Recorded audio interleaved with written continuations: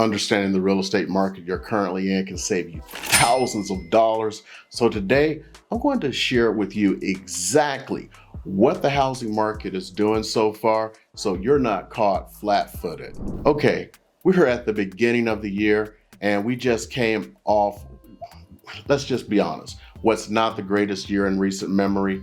No homes on the market, generationally high interest rates, and homes that most people can no longer afford. So let's take some time to go through the latest housing market numbers and see where we have been. And I'm also going to be doing another video so we can see what 2024 is stacking up to be so far. As always, if you need any help with this housing market, please reach out. Okay, let's go ahead and start with the numbers. As you know, always December is what we're going to be using for January. So we go back to the single family units. So the total number of units sold is 1,518, which is 1% less than the previous year. The median price this month, or for December, was $449,900, which is up 5.9%. But as we know, a year ago, things were not so great. So with that, the average sales price was $556,510, which is up 10%, which means a lot more higher end homes were sold than the regular homes that are out there. So in December, we had on the nose 1,500 new listings come on the market, which is minus 10.6% from the year prior. And the median price was $465,000, which is up 3.4% from the previous year. And remember, the median listing price is not the price that they're always going to sell for. We still have this problem where we get more people who are going, hey, the market's so great because there are no houses. I'm just going to put these pie in the sky numbers out there. It doesn't always work that way, but they end up finding out. New listings over the last 7 days, we've had 702. And of that, from the houses that were on the market, 398 had price reductions. During that same period, 368 sold. So if you're looking at the numbers, 398 price reductions, 368 sold. So there were more price reductions than homes that actually sold. And this is the danger of overpricing your home. So all classes of units available out there for single family homes, there were 3,766, which is down 39.4%. And no, of course, that's what's frustrating things. Fewer houses, the prices should be higher. Fortunately, they're not, and that's because of some other things we're going to talk about. That interest rate, which is not doing good for us. So the effective months of inventory is 2.5 months, which is down 38.7% from last year. And remember, a healthy market is 5 to 6 months of houses. So let's go into the condo and townhome market. So last month we had 463 units sold, which was actually 18.1% higher than the year before at a median price of $270,000, which is up 9.3%, with an average sales price of $296,724, which is up 14.8% over last year. So we had 501 new condos and townhomes come on the market, which is 10.1% greater than the previous year. The median price of those units was actually $289,000, which is plus 7%. The units available out there, 1,133, which is 18.3% less than it was last year, which gives us 2.4 months of effective inventory, which is down 31%. Now, let's go back and look at November of 2023 and see what was going on back then. Well, I mean, it was only like a month early. So let's go ahead and take a look. So the units sold was 1,435 back in November. The median price of $450. And so as you can see, it only went down about $100. Average sales price, $582,117. And there were 1,969 new listings back then. The median price of those new listings was $475,000. And for units available, we had 4,453 with an effective inventory of 3 months. So even in that just little 1 month span, we lost half a month of effective inventory. And normally this time of year, it's actually going up. Now we look at the condo and townhome market. Number of units sold was 459 with a median sales price of $275, average sales price of $295, $675, and the new listings, 634. The median list price November was $279,900, and total number of units available that month was 1,261, 2.7 months of effective inventory. So when we go back to January of 2023, just so we can kind of complete this whole year up, for single family homes, the number of units sold was 1,325 at a median price of $425,000. Remember, at the top of the market, we were at $482,000. So back in January, it was not a great time. Average sales price, $531,681. New listings, $2,477. Median price of $455,900. So as far as units available, a whole year ago back in January, 5,450 with an effective monthly inventory of 4.1. And over in the townhome and condo market, we're looking at 398 units sold for a median price of $255,000, average price of $298,521. And that month, 637 new listings came on the market, the median price of $270,000. The units available, 1,233, effective months of inventory of 3.1. And I want to stop this for just a second so I can talk about it a little bit. So when you're looking at these numbers and you're going like, wait a minute, if the average price of a house that came on the market was this and is sold for this, and the number that they use for the difference between what something sold for and the list price was the list price that it sold at. Okay, so let's take for an example. You list a house for $500,000. It's worth $475,000. Okay, it takes you a while because you're trying to get the most, and it gets down to that $475,000. You get an offer for $470,000. You take it. Now, what it reflects is the $475,000 that was the price at listing. And one thing you got to be very careful of, I've run across some agents who do this to make their numbers look good. So one of the things they do, let's say the house sells for $470,000. Before they put it in the MLS that it's been sold, they lower the price to $470,000 or $465,000 because that's what their numbers will reflect, even though the house was $475,000 when the person made the offer. One of the things, only a few agents I've seen try to pull that one, but it happens. So let's get into the here and now. So back when I pulled these numbers, the current inventory was 4,892 homes, and that's total. Single family, it was 3,660 homes. For townhomes, it was 433. And for condos, it was 728. And remember, the MLS numbers, they put them together for some reason, even though they're actually kind of a different market. But hey, I'm breaking them out for you. Now, I decided to go a little bit deeper this month, and I have a few more things. One of the things I put in there is because some people are interested. What about manufactured houses? Okay, so currently there are 75 manufactured houses on the market. And I've gone even further because I'm in contract for the first time ever on one. I ain't gonna lie. I try to do the regular stuff instead of those expensive high rises on the strip. But I'm in contract on one now, so it's like, hey, maybe I should start tracking this market too.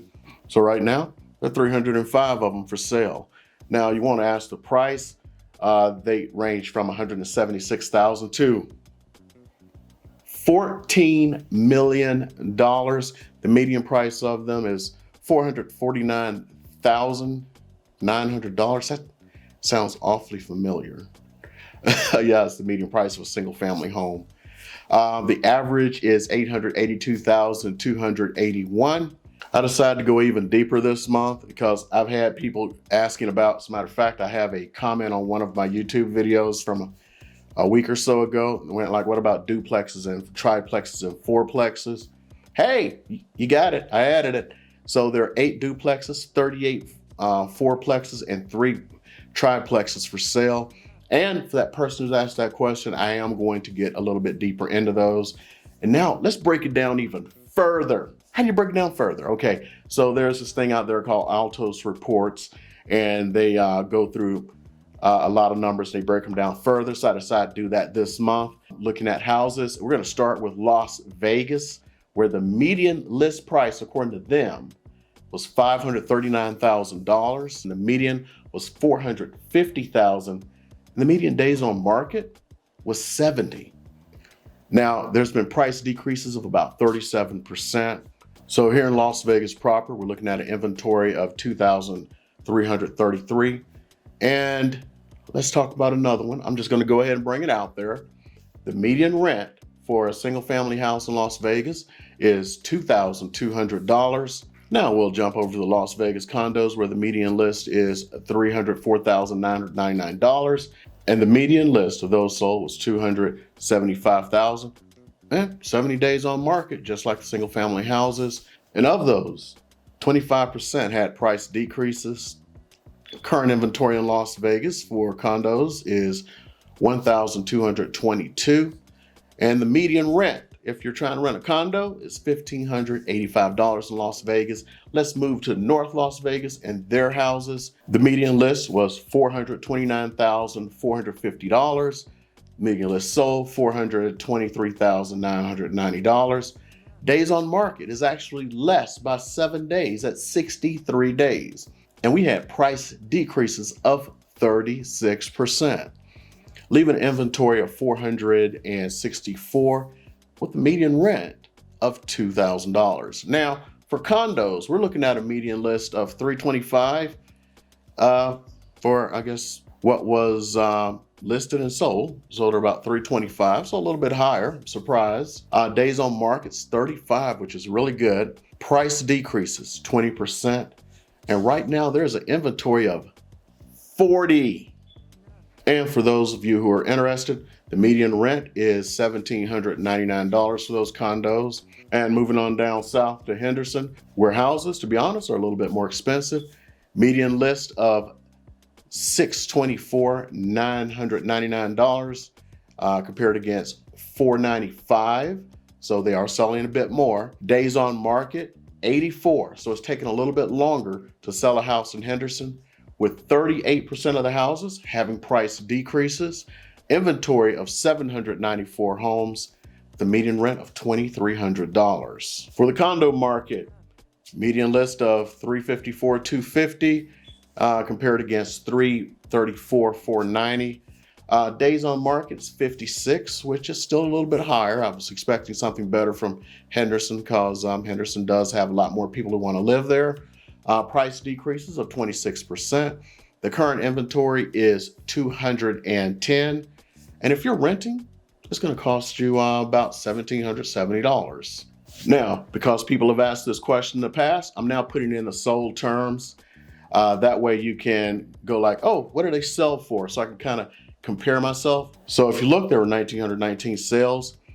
Of those, 550 were in cash, 372 were FHA, and VA had a paltry little 141. Now conventional, which is the normal for a lot of people, 794. It was the winner, but cash was right on its tail.